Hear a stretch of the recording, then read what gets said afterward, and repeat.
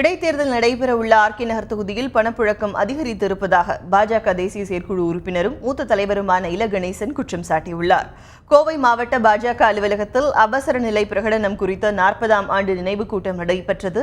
கூட்டத்தில் கலந்து கொண்ட பின்னர் பேசிய அவர், யோகா தினத்தில் தேசிய கொடியை பிரதமர் மோடி அவமதிப்பதாக தவறாக சித்தரிக்கப்பட்டுள்ளதாக தெரிவித்தார்.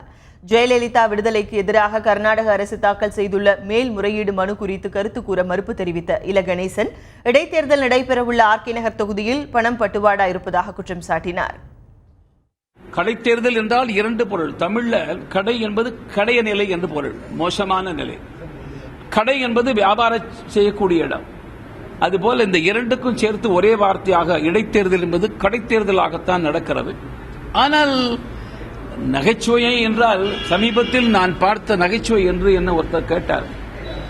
நான் படித்த நகைச்சுவை என்னவென்றால், தேர்தல் ஆணையம் ஆர்கே நகர் தொகுதியில் கருத்து கணிப்பு வெளியிட தடை செய்துவிட்டது என்ற ஒரு செய்தி பார்த்தேன்.